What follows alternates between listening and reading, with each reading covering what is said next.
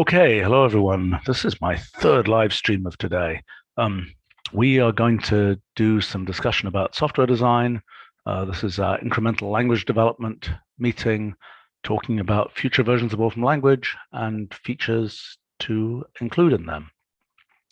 All right, we got a collection of different topics here. The first one, converting strings to numbers.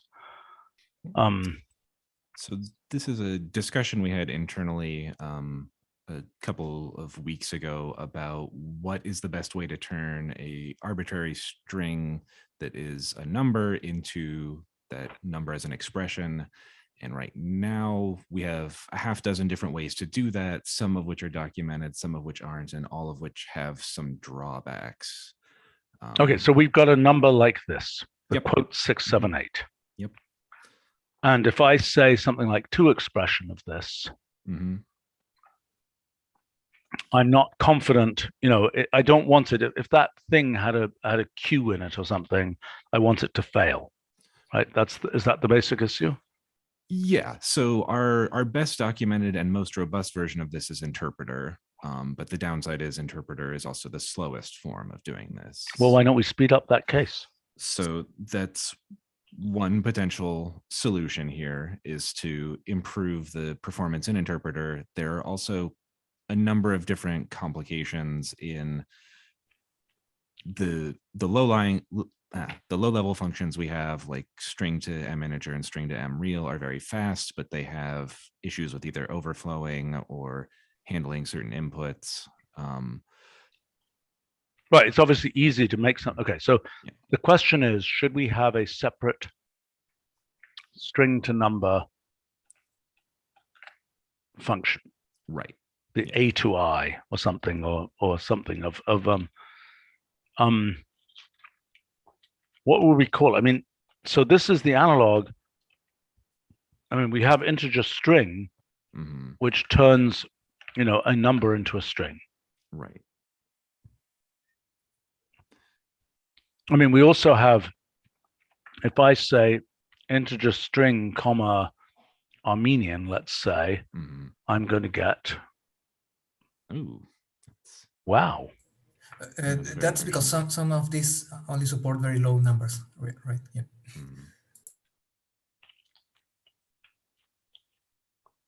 By the way, is that a correct message?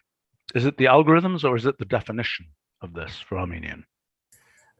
The problem is that we don't know in all the cases if it's the algorithm or the definition. Why don't we have somebody curate those things? It just seems like something we should know. See what I'm saying? We could create. It's just a once and for all. It's just a once and for all thing. But we just look up what is the maximum size of numbers supported by each kind of algorithm. I mean, each kind of number system. Because I mean, there may be ones where somebody invented some wacky extra symbol for 10 million or something, but nobody uses it, and we can decide we don't have it. Therefore, we're not going to you know what I'm saying? Right, some are modern extensions actually, and not actually use it on that time, let's say. Yeah. Right. I mean, yeah, okay, but all right, but that's not really relevant to this discussion. This discussion is about, I mean, it's basically a 2-number thing. Yeah. So the root question is, do we want to focus on interpreter as the direction we steer everyone and just say interpreter needs to be I think we want a 2-number function. I think that's a useful thing to have. I think it makes sense. We've got 2 string, 2 expression. Why not 2-number? I mean, arguably we should have had this, 35 years ago. It would have been obvious to build it then, and we didn't build it then because we thought we didn't need it. Right. And will it be needed something like 2-number integer versus real?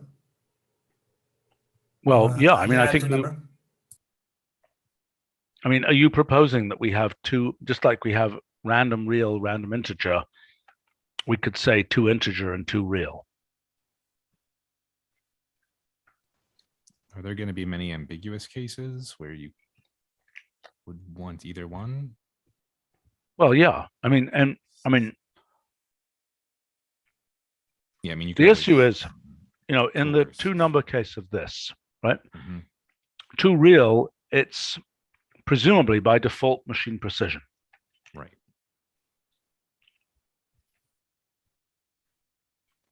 So this is connected to something that is important in a round, which is that you may have 0.0 and 0.00 with strings. Do we care about that? So a round does care about that.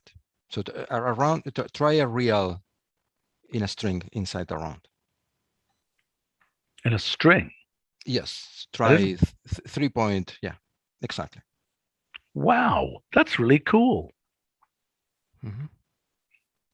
So the strings can contain information that we don't have naturally. Wow.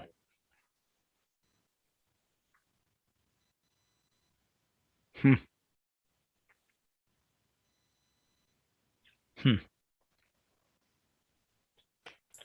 Right. Any to real will be something like around without the precision tagging, right? Well, it wouldn't have the precision, so it would fall back to well, the now machine. do number of that around object. I'm sorry?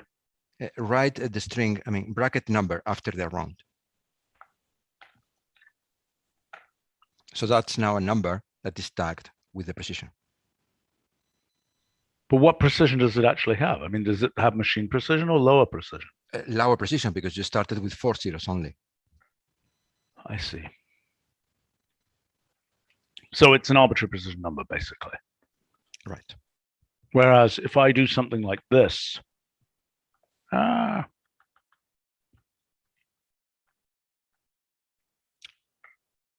I don't know why I lost a 0 there. But if I do this, I'll get that. Mm-hmm.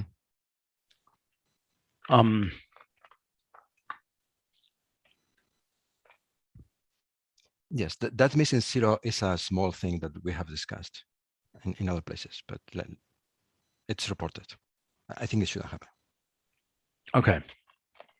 But the question is here, to number, let me give another example. This whole business.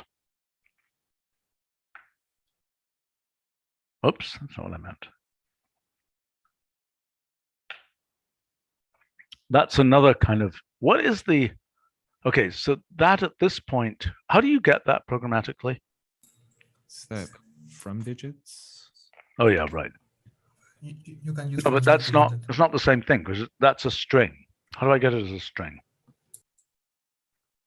If I have the string 56EF, how do I get with the integer string, comma 16? No, that's the other way around.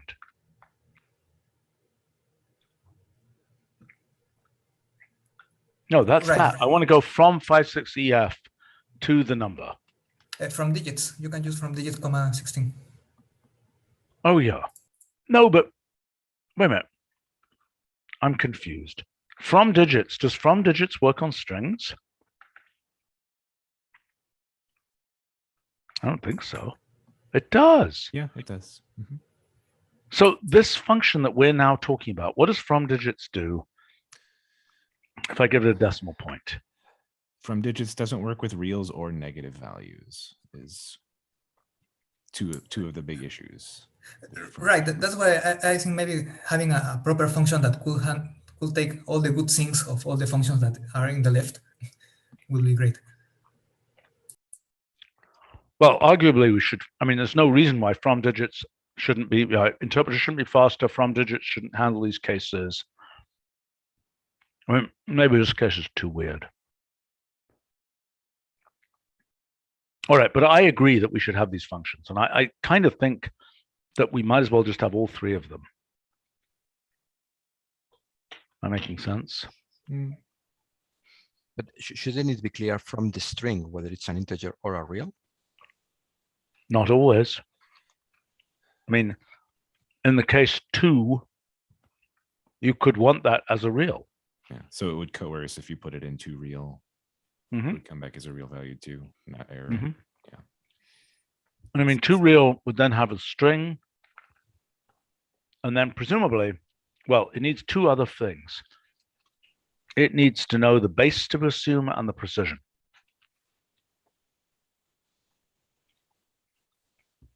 right? And there's no choice but to have, let's see, what's an analogy to this? Integer digits takes the base and then the precision. So I think this should be the same thing, shouldn't it? Does that make sense to me? Okay. Because most of the time, okay, so in this case, it's a string and it's a base. Yeah. For 2 integer. Now, arguably, we should be able to have a third argument that deals with, weird kinds of integers like Armenian integers. What happens if I feed that into interpreter? That is a good question.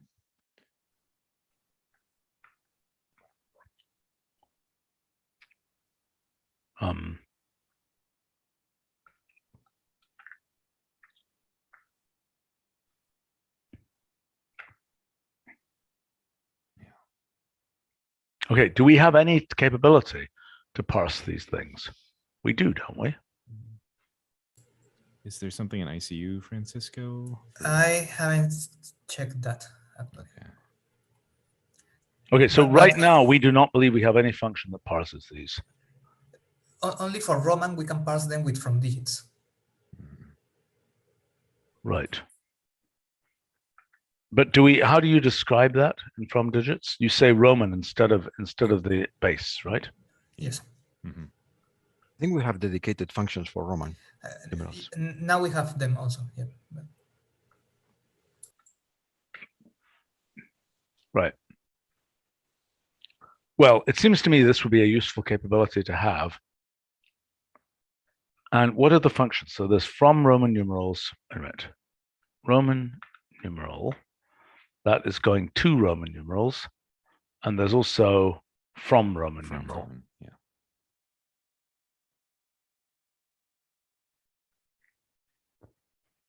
Well, this is what I think we should have: 2 integer, 2 real, and 2 number. Mm-hmm. 2 number also presumably taking up to 3 arguments. And I guess if you try and give a precision argument, and I would think so. And I think it could even take even more arguments if it has. I mean, with our modern design methodologies, in a sense, it would be something like this: Armenian arrow, that thing there.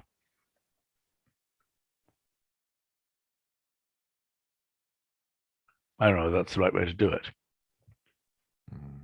Or alternatively, I don't know whether those things have decimal forms. Well, 2 integer, actually, come to think about it, we don't get to have both the base and from digits has already got the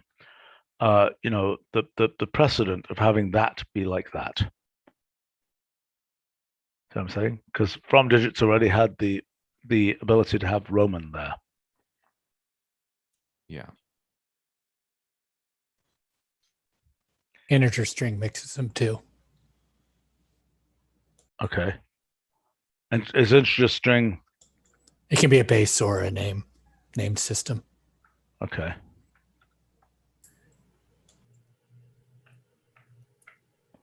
I see. Okay, fine. Well, then this is, I think, the way to do it. Okay. Makes sense to me. And then I think we should just make interpreter call these functions when it is given the appropriate thing. Okay, let's talk about, okay, negative numbers are pretty obvious. Well, for integers, it's clear we should just have a large number if it needs a large number. Mm-hmm. Yeah, I think these are mostly just examples of the current options we have and how they behave. Okay, E notation. Okay, I think we should support E notation.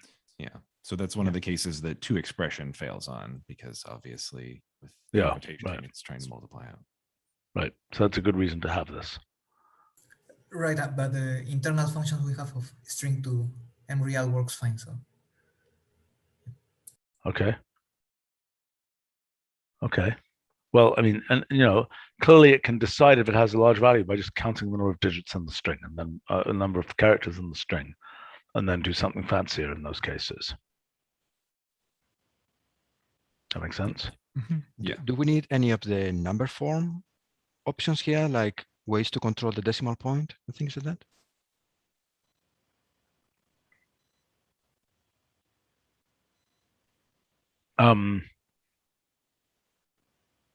No, because you mean because they could be using a comma decimal point. Exactly. Yes, we should have that. Yeah. In fact, we should number have. point option would be that. Yeah. Okay, so look, if they give a number like this, it should work. Unless you tell it that the decimal point is a comma, that should decommify the number. Right. That's 56,553, not 56.553. Exactly. Yeah. I mean, we should do the obvious courtesies, which, we can pre-scan very quickly to find out, is there anything in there other than the digits? And then we should deal with that case. And clearly for integers, we should do the obvious thing for those. And I mean, I don't know whether we should generate an error if there are commas, but the commas are in weird places. Am I making sense? There's different digit blocks. Like I know in different countries, you may have 3-digit blocks or 4-digit blocks with commas. Depending. Yeah. Now, I mean, is there a locale option that we could have for these things?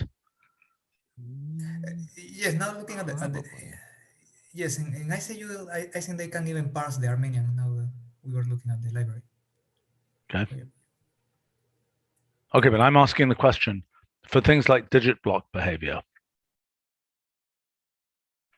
We can take a look if there is also functions to handle that. Yep.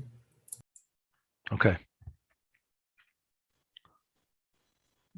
I have the impression that when it comes to interpreting numbers, it's usually important. And so it's better to error out rather than to be very flexible and interpret things that are inappropriate. Sorry, I spaced out for a second. Could you say that again, please? Yes, I was thinking of a similar situation we have when parsing data strings, that we are so flexible that we typically end up interpreting things that are not dates. So here I would tend to error out when there are unclear things rather than being flexible. I agree. And, parsing numbers is important. Yeah, particularly we want it to be fast. So we don't want a huge array of heuristics. Interpreter can fall back to that, but the baseline function. Fine. Then we should just fail. If it I mean, maybe we can have a digit block. We can have progressively. We can add in options to 2 integer that are the inverse of the number form options. Yeah. Okay. It'd be good to inventory all those. Right. Instead of guessing, it would be better that the user actually specifies this is the format I'm feeding to this function. Yep.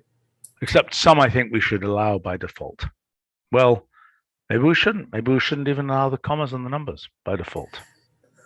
Well, only if you specify that as a number, as decimal number point. Yep. Well, no, I'm saying not number point. I'm saying just digit block separator. You know what I'm saying? That number just, we can think of that just having a digit block separator, 56,000, whatever.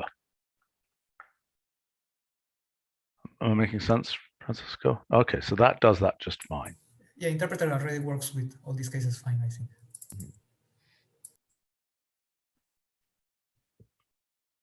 Okay, well, the question of whether we should allow digit blocks like this in 2 integer is not obvious to me.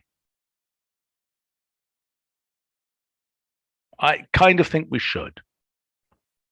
By default, what that means is we have a default digit block. Because I mean, digit block, normally on output, it would generate that digit block. But on input, is it saying you have to have that digit blocking or what?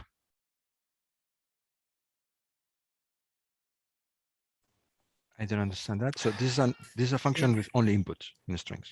No, if it's mandatory to have that digit block, that's the question, right? So the analog in date string parsing is that we usually have delimiters, possible delimiters, so white space or commas or slashes, depending. So there may be some note. Obviously, when you're generating in a number form, you know explicitly what you're inserting. But when you're parsing, it's generally somewhat helpful to have either digit blocks or separators presented as a list. These are possible separators if we're trying to do something a little more heuristic. What? Right. So that we can do a string delete of these separators, and that's it, right? For the digit blocks. So if they are not there, that's fine anyway. What is this? Ethan is commenting on a live stream about readable time string. Oh, those things. Yeah. What are we doing about these?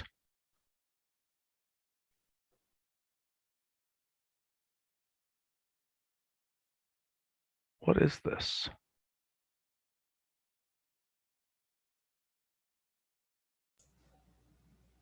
It's kind of like texturing a quantity, but I think it chooses a reasonable unit automatically for assuming it's seconds.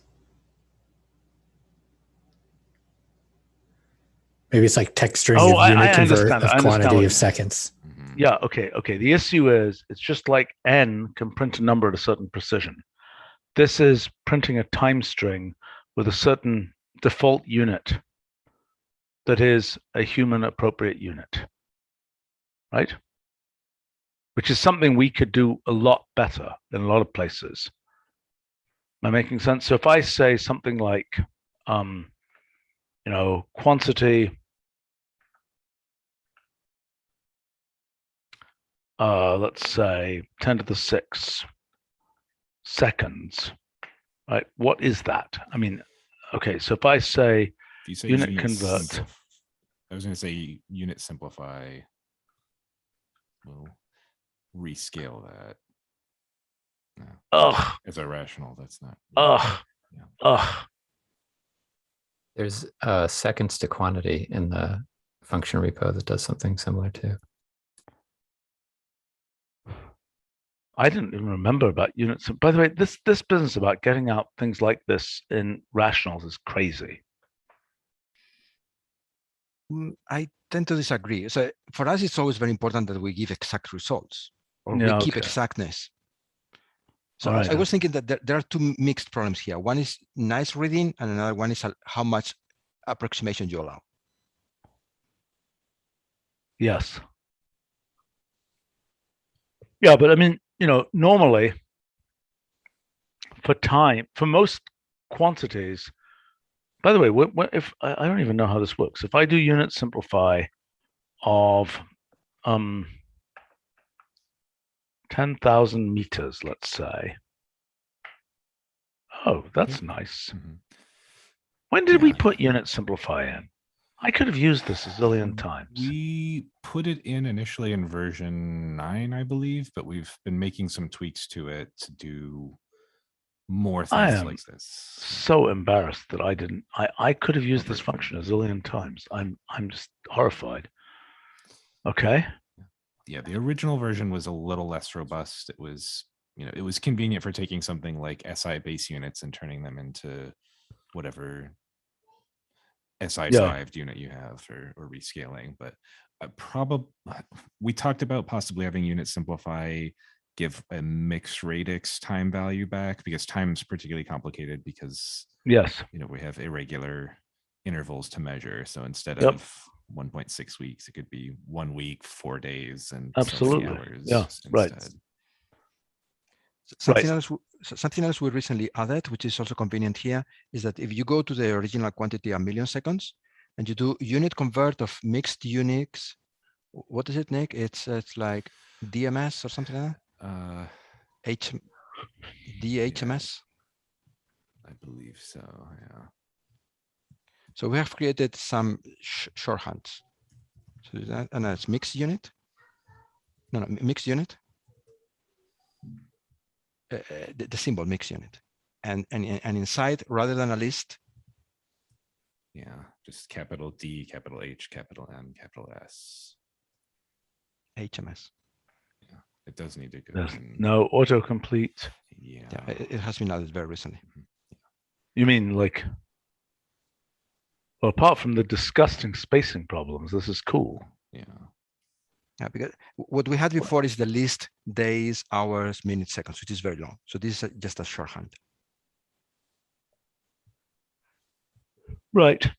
By the way, we should do something about these spacing problems. I don't know what's causing them, but they seem to happen. You see what I'm saying? Yeah. This is a separate thing to go debug. Okay. Okay. By the way, Stanislav on our live stream comments that Java allows underscores as digit separators. So I don't know arguably, we should have some version of this which is very permissive about those things. But if you say digit separators arrow underscore, then you would deal with that with a sort of inverse number form approach. Yeah. Okay, is there more to say about this for the time being? No, I think that pretty much covers it. I think we generally agreed that having dedicated functions makes sense, and then fixing everything else to work faster also makes sense. This is a related topic. It was a somewhat popular function repository function that gives back short ordinal number strings. We already have spelled out ordinal numbers in integer name, and basically wanted to see if this is useful enough to also add to integer name, either as ordinal short or something like that. I would think so. For integer name.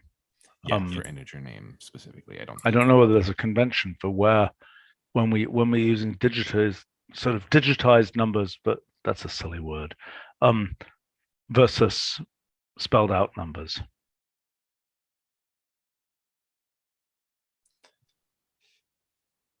Yeah, I don't know if there's going to be a hard cutoff for switching between them, but I figured if we add a ordinal short or some other name for. Well, I know. I'm just wondering about the name. Yeah. I just don't know what our naming conventions are. Let me look it up for integer name, for example. Whether short is the right term. Like ordinal digits or something.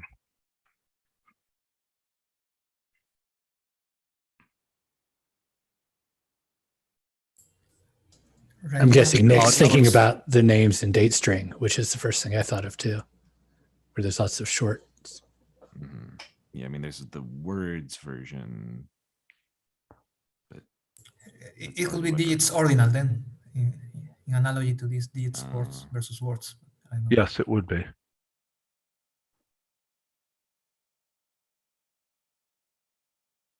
Yeah, I think digits ordinal would be the right. Or ordinal. What does cardinal do?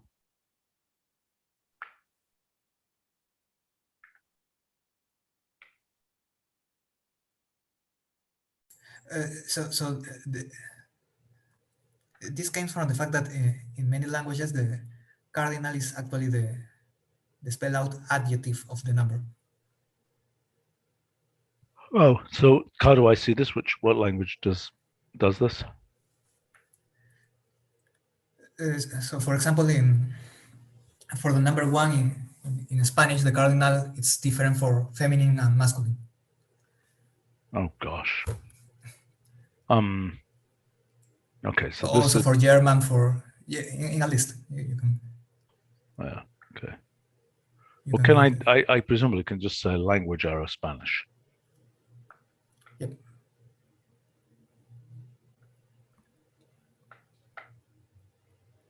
Okay, and then what I would say here is I could say, I don't know who gets the default, but let's assume it's that.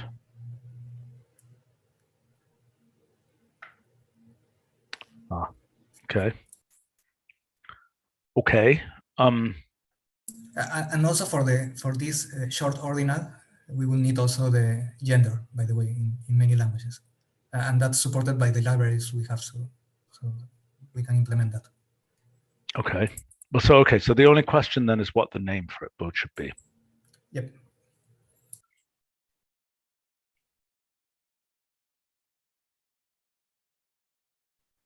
I kind of favor ordinal digits. Digits ordinal. Digits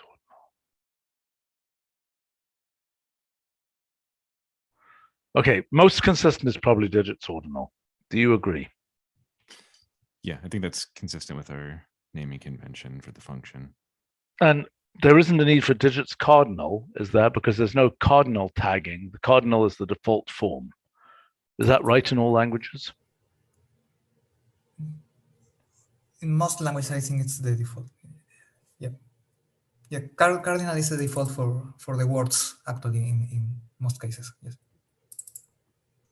Okay. Well, we should check that there's no case where that isn't the case. Francisco, how do you get uno in Spanish, for example, rather than un? Let me check. That's a good What does that mean? point. Well, for us, the number is called uno. The counting, when you say a car, it would be un coche. So we have uno and un. What you got there is un. Which is an adjectival form of the number, basically. Exactly, but not the number itself. With words, yep, sorry, that's words. Actually, words is the spell out, and yes, cardinal is the adjective form. So you can get uno if you change cardinal by words in the input 28. So what is it? Okay. Yep. So that's actually the. So cardinal is actually not the default. Yes, you're right. Yep. No, remove the cardinal. Yep. So that's the. Right. So that's the name of the number. Yep.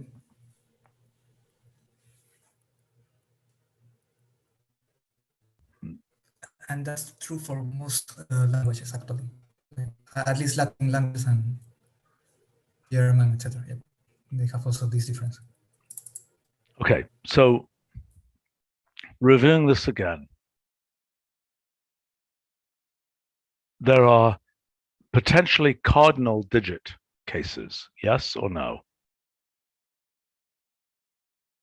There's ordinal digit cases. We know 22 ND, for example, 22nd, but the cardinal for 22 is, in English, is just 22. But is that true in all languages, or do some languages have a marker for the fact that it's a cardinal number as opposed to an adjectival number, for example? Right, the difference between is the spell out, which will be the name of the number, versus the cardinal form, which is the adjective. No, I know, but I'm saying in English, for example, the ordinal form has a marker like ND at the end of 22, for example. 22, the digits 22. See what I'm saying? The ordinal has that marker. Then there are three forms we're talking about for these numbers. The adjectival form, which is 22 cars. The number, the naked number, 22, generated by some number theory computation. The abstract number, and then the 22nd car, ordinal case, right? I understand the question, but I don't know the answer. In Spanish, certainly it's the case that our cardinal digits is the number itself. Okay, but I can't imagine that that would always generically be true. Mm-hmm. And well, I think maybe Nick knows more about that. For example, in Japanese, you have the counting number, so that would be the cardinal form of the. Yeah, I mean, Japanese is a hard case because there's 4 dozen different counting values. You have a different word for N cars than N dogs than N bottles. Why? It's partly historical. I mean, so the counting form changes a bit because of it's not necessarily morphology, but it's in Japanese, there's very few vowel sounds. And so as words smoosh together, often pronunciation or the words themselves will change a small bit. So okay, so it's not the nature of, it's the sound of the word for computer, not the nature of computers as opposed to chickens or something. I think that's the case, actually. So I think there are languages in which every object belongs to some sort of meaning family. And the counting, the words you use for counting depends on the meaning family. There's a particular type of set of counting words you use for machines, for example. There would be another one for chickens that would be. Wait a minute, in which language? Japanese. Yeah, Okay. in Japanese, generic would be hitotsu, futatsu, mitsu, and then you might have ipiki, nihiki, sanbiki for computers or cars. The characters are the same, but the pronunciation is totally different. Oh gosh. Okay. It's a complicated mess. Wait a minute. The characters are the same, so we care about the characters, yes? But not Yes. always the same, right? Or The characters for the numbers themselves are the same, but there's usually an accompanying character that indicates what type of thing you're counting. So it's not unique for everything. Like computers use the same counting marker as animals, but they're different than bottles or generic machines. And I mean, here's a question. So just in terms of language understanding. So one possibility is it's like having genders or something, and it's a generalization of that. Another possibility would be like in Latin, for example, where there are just different declensions. And so far as I know, maybe I'm wrong about this, words are sort of randomly assigned to different declensions. I never thought about that, actually. I mean, whether there's a rhyme or reason to whether something is a third declension Latin word or a first declension Latin word. I don't think there is, but that would be a chicken might be in one declension and a giraffe might, I don't know what they knew about giraffes, might be in another declension. Yeah, my guess would probably be that, knowing linguistics, there's probably some rhyme or reason to it, but it's often buried far enough in language history that it's basically obtuse to any actual language speaker. Right. Okay, but so you're saying in Japanese, if I give you a different category of thing, like moons of planets, could you tell me immediately what its class in terms of number descriptors would be? Yeah, generally they are categorical based on the type of noun you're describing, but there are okay, but so I'll give you I mean, I've invented a thing. Let's say I don't know, branch pairs in a multi-way system, which has never been seen before. How would you know which class to put that in? It would probably go into generic counting units, so the generic, 1, 2, 3 equivalent. But for example, there's a counter associated with cylindrical objects, so bottles of Coke or extruded cylinders are one counting class, and animals are another one. But some machines also count like animals. I'm a little rusty on the exact categorization for everything, but how many categories are there roughly? Probably 20 to probably more like 50 if you count into more obscure things that are not. Okay, so just like we have feminine and masculine, in principle, there will be a category 6 type of object. Yeah, I haven't looked enough into the computational linguistics side of Japanese to know if there are category classes enumerated, but I'm sure someone has done that. But probably there are some list of this kind of thing, but I'm not sure if that should be part of this function. No, I mean, it's hopeless to make that. But I'm just asking, my question is, okay, we expect cardinal to be the spelled out cardinal thing, but there might be a cardinal digits, which in the case of English would be simply the integer string, basically. Yeah, right? yeah. That seems reasonable to me. I mean, so is it ordinal digits or digits ordinal? That's what we need to decide here. But okay, well, I mean, I think it should be digits words.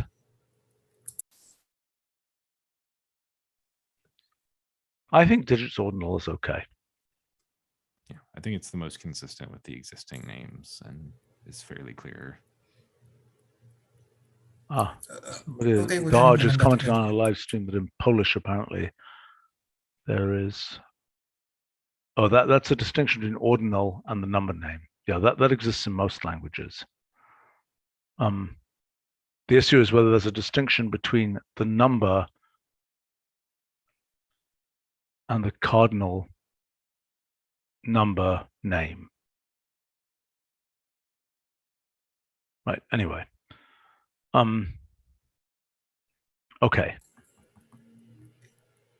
Yes, and besides cardinal and ordinal, there are other cases that we have not yet implemented because they are used What are they? in a few languages like dative, locative, vocative, etc. All these. Oh gosh, yes. So I don't know if you Wait a want minute, the us numbers, to how do the numbers wind up in cases? I mean, I thought because only they are nouns. used as adjectives. So they have to inflect like the noun that follows how in many horrifying. languages. Yeah. Great. Okay. Well, so maybe we can check if we can add them or not and report back right. about that. Yeah. I mean, the whole inflections project, I don't know what the state of the whole inflections project is for words in general. Is that in your area, Francisco? Could be. I haven't been in that conversation. Okay, fine. I mean, it's something we've been discussing for several years. And Alan, I thought, had said that that was now an active project again of curating all the inflections for words. Let's say even in English. You know, jump, jumping, jumped, jumpable, whatever. Okay. All right. Are we done with this topic? Yep, I think we're clear. We might skip over this one because Constantine isn't with us, or we can look at those. Yeah. So this is a topic specifically related to how we handle irregularities in date arithmetic. The basic gist is there's two ways to think about adding a month to a day. It can either be incrementing the calendar by 1 month and we jump over to whatever that is, or it can be using a fixed definition that a month is 365 over 12 days. I get it. So basically, if I say February 28th plus 1, no, actually, let me give you a better example. January 30th plus 1 month, where do I land? Yep. And the answer is there are generally 4 possible results. One is to just use a fixed definition of a month as it is n number of seconds, regardless of where you started. So that will rarely be useful. Right. For month, it is generally not useful. These gaps apply both to months on a Gregorian calendar, but also on other calendars, it gets more complicated. It applies to time zone transitions because what if I'm adding a day to November 7th at midnight, am I moving 24 hours later or 25 hours later because there's an extra day or an extra hour during the daylight savings transition? Or when we get down to the microscopic level with leap seconds, if we're adding in a leap second and I want to add an hour, am I moving ahead an hour on the clock or am I moving ahead 3,600 seconds? So yeah, I get it.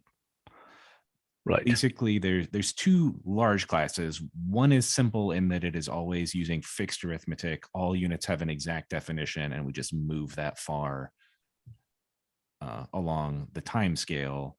And the second case that is generally more common is using constructed arithmetic or calendar arithmetic, where we are moving or incrementing a calendar step. And within that constructed arithmetic, there are basically 3 different ways of handling complicated gaps. So your case of January 30th plus a month is supposed to be February 30th. What do we do there? There are 3 rolling methods here. You can either roll forward, which means go to the next existing date if we land on a gap, roll backward, go to the last existing date, or roll over, where we continue counting from the last existing date. So that section. Have other people addressed this issue or not? So there other people have in different sets of software. Sometimes they'll have a dedicated rolling function for saying, you know, I want to roll this date back, or I want to, you know, I want to go to the end of the month, regardless of where that is. What we are looking at proposing is having basically a method option in the data arithmetic functions that say what you want to do. Do you want to use fixed unit definitions, or do you want to use constructed arithmetic? And if so, how would you want to handle those gaps. And what do we think? The default we think should be named things, like a month turns into just flip over the January to February. Yeah. So our current existing behavior is that we roll back. So if you say date plus of January 30th, 1 month, you will get February 28th. But the caveat being that our normalization scheme that date list has used forever actually rolls over. So if you say February 30th in a date list, it will give you March 2nd instead of rolling back to February 28th. And we currently don't really have a system that is roll forward. I'm sorry, what? Oh, what was the case where it rolls? So over? if you say date list of 2021, 2, 30, it will give you back 2021, 3, 2. It will roll that date. I see. The interpretation, it rolls over. Yeah. Mm-hmm. Okay, well, it's all well and good to give a method option for date plus, but what if you just type the plus sign? Right. So that is going to our general idea that Jose and I have discussed is basically keeping that as it has always been, which is that it will roll backwards for that arithmetic. Yeah. I think we should keep it, unless it's obviously broken. I think we better keep it the way it has been going. Mm-hmm. Right. With date plus, you can modify the method with just using expression plus, then you're going to get whatever the default behavior is. Right. So two comments here. One is that these things are fundamental in finance. And in fact, some of our financial functions already have something like this to worry about. And the other thing is that in astronomical computations, one actually is interested in the physical arithmetic. Yes. So that's one of the motivations. And this also reminds me of your question. What is a third of a century after the Yes. Mm-hmm. Right. Good question. Right. So we should have known this a few weeks ago. By the way, fixed doesn't seem like, oh yeah, you've suggested alternative names. Yeah. Yeah. So numerical. What about that or something?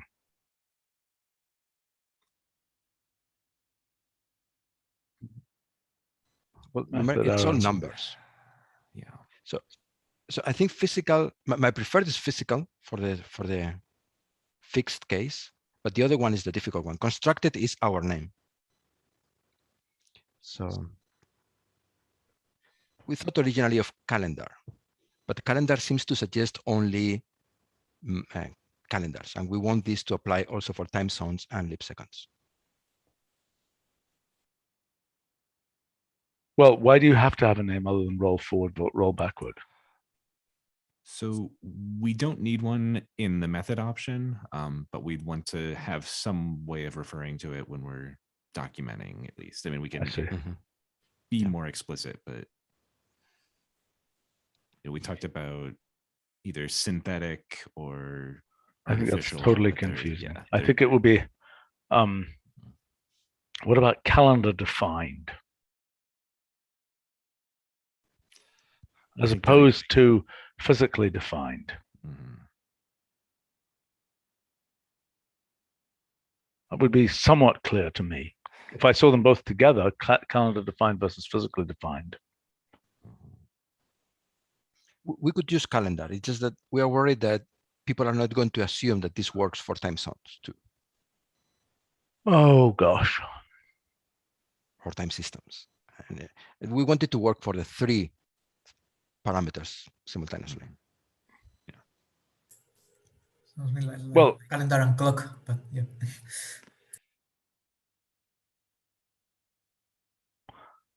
I think calendar defined is okay. I mean, if it's just a description, it's not a function name. Mm-hmm. Mm-hmm. Okay. And you prefer physical over fixed for the method name if we're just saying it's 86,400 seconds for a day. What about or exact? You could do exact. I don't like that. I mean, it's years or months are exact as well. So the calendar arithmetic is not inexact. Yeah. It's just different. Well, what is the right description? It human lands invented. wherever it lands. Whatever. It's Numerical. No, it's like physical versus human invented. It's quantity versus calendar. Or constant would be another. Well, you just said it. Quantity versus, well, I think that would work either. Quantity. Is that a possibility as an alternative to Well, because we are using quantities to do calendar arithmetic. So no, I understand, but so then I'm suggesting the possible name there as quantity rather than fixed. Is that crazy? Quantity rollover? No, it's crazy. It's crazy. It wouldn't be crazy if quantity plus 1 month would be date plus a quantity of 1 month would use the fixed case. Yeah, but it doesn't. exactly. Right. So only in that case would make sense to have method quantity, I think.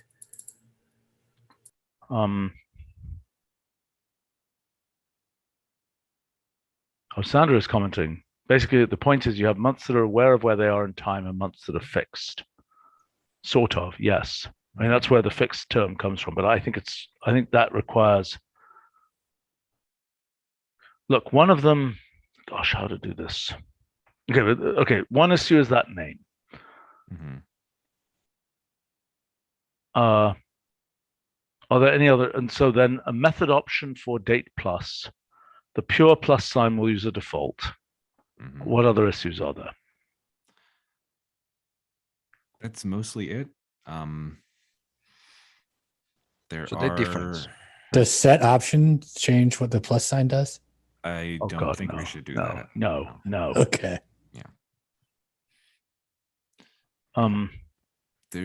There's a little bit of an interplay.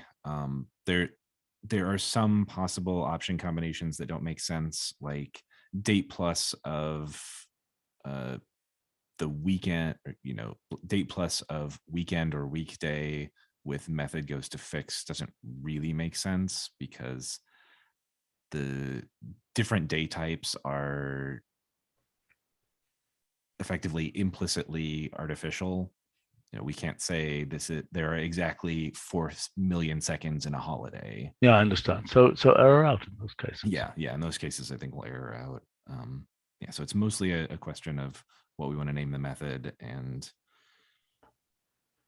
Okay. So what is this again? This is.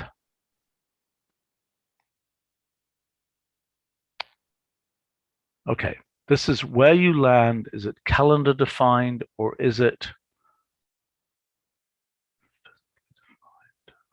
physically defined? I hate bringing physics into this because I think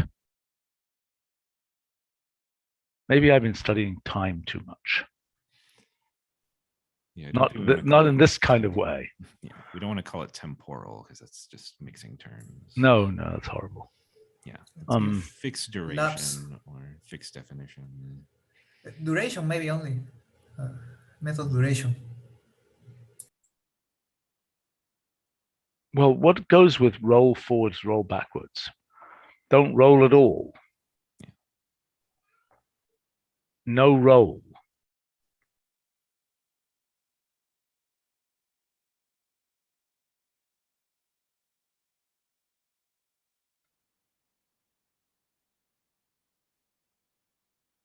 What's wrong with something that refers to roll?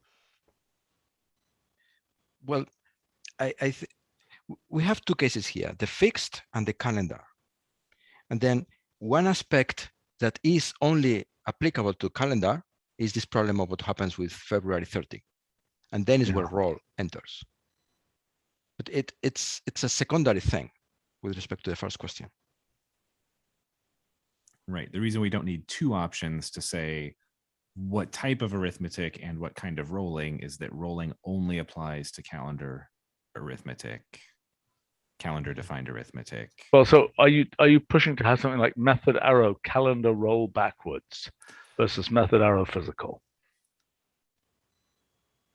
That would be the appropriate, but we avoid naming the calendar by doing what Nick is doing here. Yeah. But we still need that word for the documentation and to compare to the fixed case. Okay. Once again,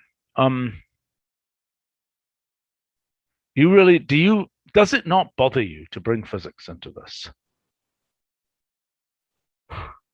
I'm not to me in the sense that to me time is a physical thing. Yeah. And so it's a calendar that has been invented by humans. Okay, let me just play a relativistic moment for you. Mm-hmm. What on earth happens if you add time? Okay, so you're adding time. Okay. Let's say that you're adding time for Jupiter. Mm-hmm. And by the time that time has been added, Jupiter is in a different place.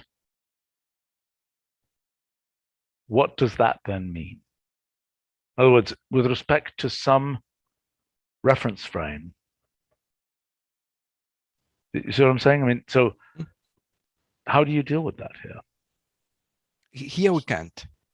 That will be something to deal with in Astro, right? In Astro position will have ways to specify, I want to do light time corrections, or I don't want light time corrections.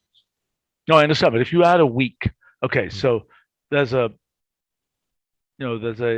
future colony on Ganymede or something, and you say at exactly this moment, the government of X country is changing over, and it should change over in Ganymede at the same time, and it's going to change over in 2 months. Okay, so at the time when you said that, Ganymede was such and such a distance away from Earth.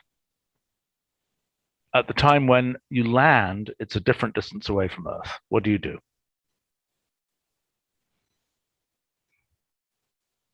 Well, we will be able to describe that with Astro functions, but dates, it's hopeless. We don't have enough information here to describe that.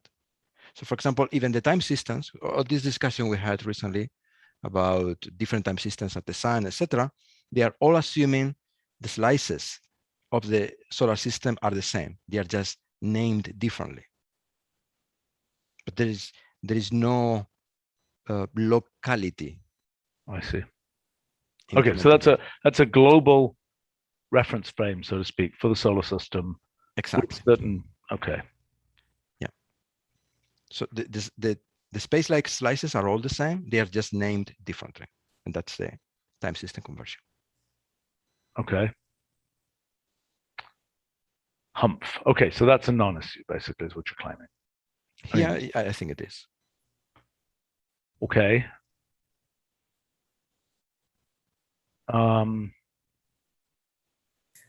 Right. Maybe the only difference will be with relativistic time, in the sense that adding 1 second in the core of the Earth is different than adding 1 second on the surface, right?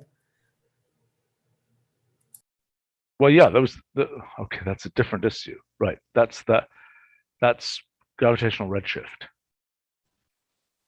Right. How is that handled in this framework? That's ultimately handled with some time system, presumably. Yes. That's what TCG versus TDB, something like that. Exactly.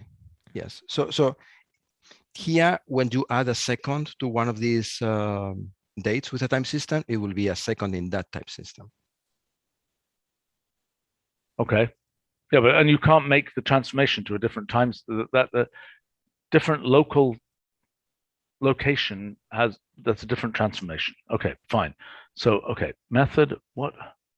I really don't like physical, because I just think it's very What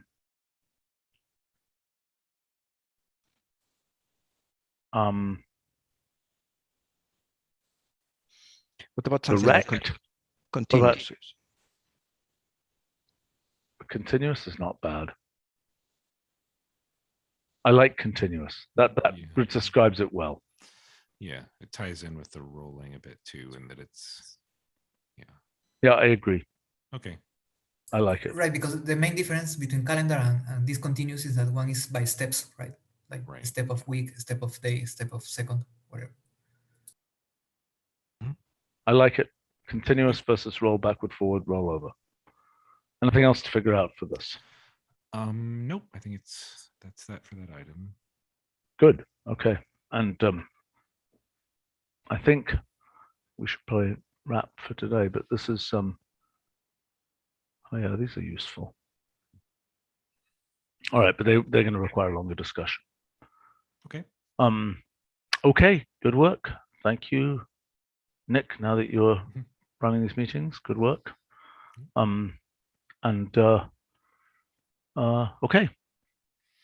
Until the next time. See you all soon. Thanks a lot. Bye. Bye. Thanks to folks on the live Thanks, stream. everyone.